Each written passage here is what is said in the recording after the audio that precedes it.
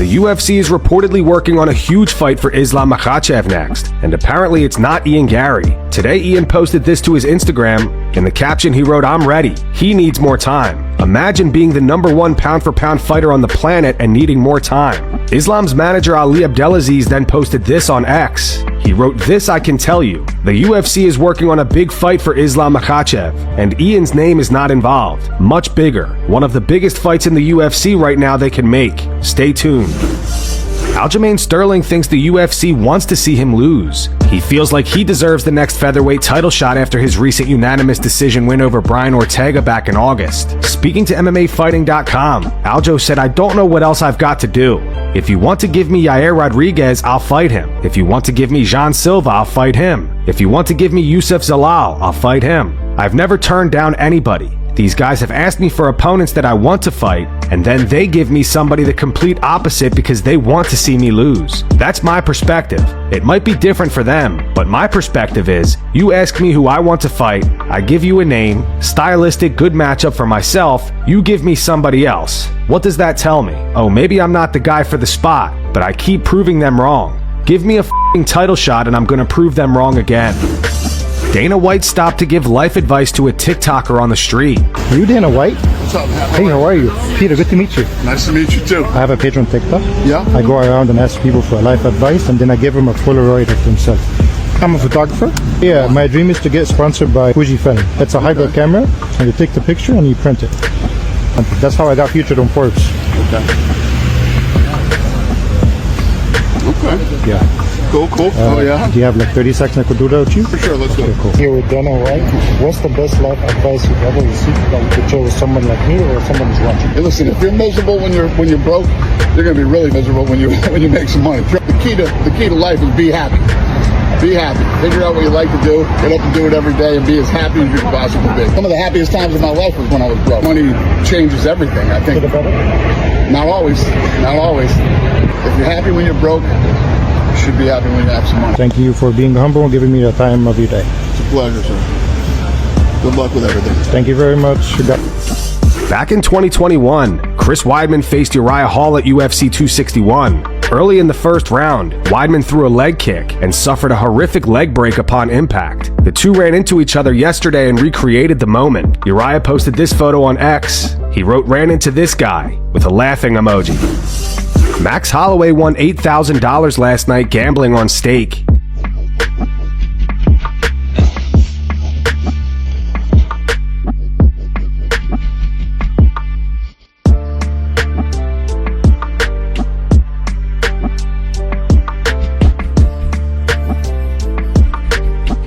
Come on. Nice. Oh my god, I didn't even see the middle one. Holy sh**. I didn't even see that middle one, bro. Let's go. Let's go. 100. More spins. Just do it. One time for the boys. Never. Never. Never. Never. Never. But what a win, Richo. What a win, bro. 8 bands, bro. 8 bands, bro. 8 bands, bro. We gotta put that away.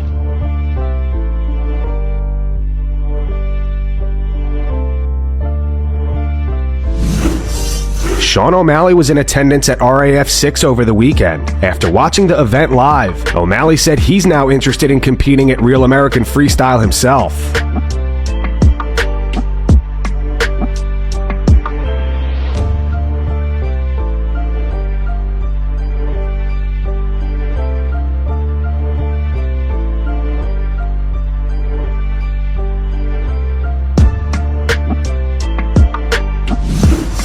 Michael Venom Page shared his thoughts on a potential matchup between Islam Makhachev and Ian Garry. MVP suggested that because Ian isn't known as a big finisher and often goes the distance, it could be a tough night for him, noting that someone like Islam may only need one takedown to change the fight. Yeah, Islam's just, his game, striking-wise, I don't believe he's gonna be able to deal with Ian, and it's more because of the distance that he is. He's very quick, but it's the grappling element. I think he only needs to get him down once. He's a difficult guy to get down, to be fair. I was like, I've been watching him a couple of different fights since our fight, and it's like, he knows his stuff. And you can tell he picks things up really quickly, because he always seems to improve the small areas that I'm like, oh, that might be a weakness, and the next time I see him, I'm like, he's improved that. So you can tell he's a person that he's young but sharp. But Islam, it's JDM, that one surprised me simply because his scrambles are the best in MMA. I think, like, he's been on the floor with some top jiu-jitsu guys and they can't. And to be fair, even fair to him, he wasn't able to get submitted, and that shows you how good his scramble is. Whereas I don't think Ian's got that level of scramble or that level of defense to go against Islam. But the striking is where he's gonna thrive. Everyone's got a chance, and because he's such the problem is, he's a great striker, but not necessarily a finisher. He goes the distance. Going the distance means you're in there long enough for this person to take you down once, and it only has to be once. But again, like I said, he's sharp. He gets better and better if he can figure out the not being submitted off his back. Figuring out how to get back up, because he's quite long, so it's quite an awkward body. And I know that for myself, because I'm in a similar scenario. I've come up against some exceptional wrestlers, but because of my body type, it's just hard for them to keep me down. So maybe those things kind of go in his favor, but Islam is something special. Carlos Prates begins his training camp for Jack Della Maddalena. The two are set to fight at UFC Fight Night in Australia on May 2nd. The most entertaining welter in the world is back. Coming to Australia, to enemy territory, to get my title shot.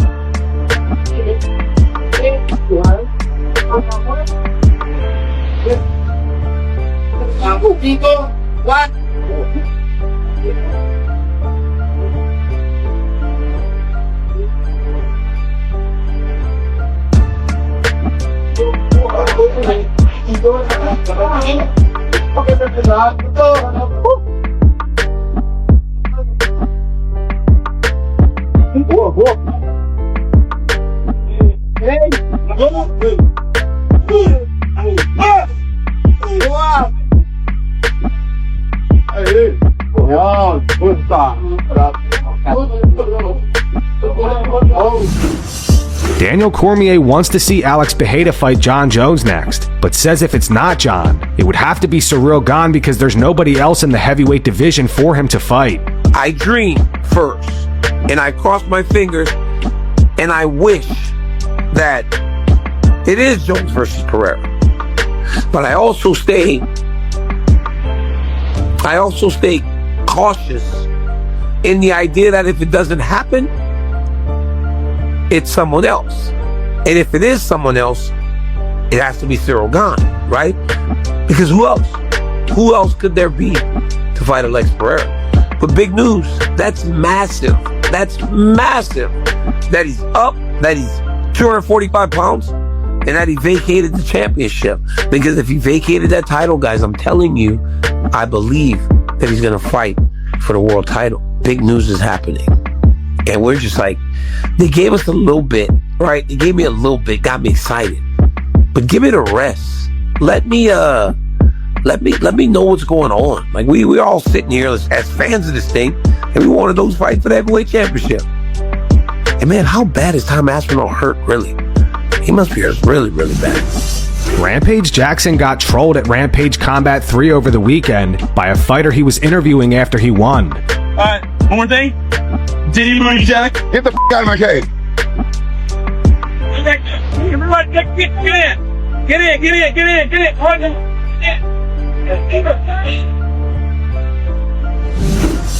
Khalil Roundtree was sparring Luke Rockhold today. At the moment, Khalil is not scheduled for a fight. He was recently TKO'd by Jiří Procházka at UFC 320.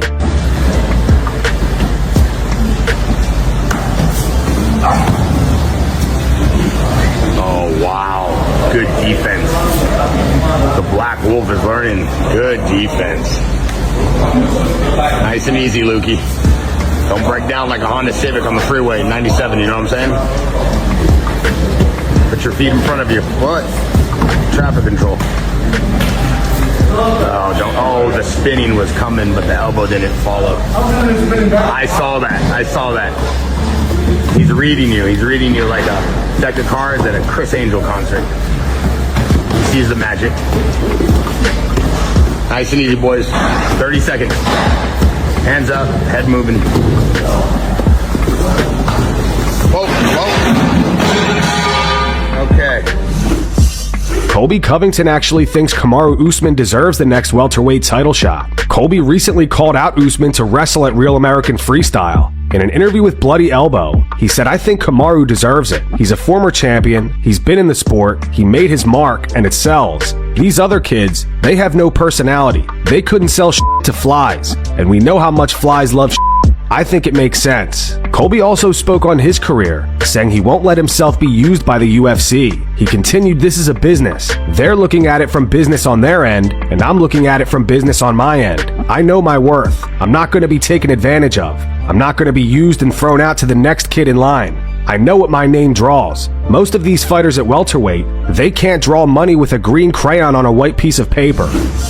Nate Diaz took an unexpected jab at Ilia Topuria. Nate recently stated that he's returning to the UFC and named Ilia, Conor McGregor, and Max Holloway as potential opponents. He posted this on X and wrote, "Topuria's a dumb Urijah Faber appeared on Sean O'Malley's podcast this week, where he talked about filming The Ultimate Fighter opposite Conor McGregor. Faber said that when it comes down to trash talk, Conor can both dish it out and take it, unlike Michael Bisping. He shared a story about first meeting Bisping, saying he cracked a joke and Bisping genuinely got upset with him. And then I started getting on him because, well, first off, it was in the middle of summer in Las Vegas, and I'm a ball buster. Like, that's just intuitively, that's what I am, you know?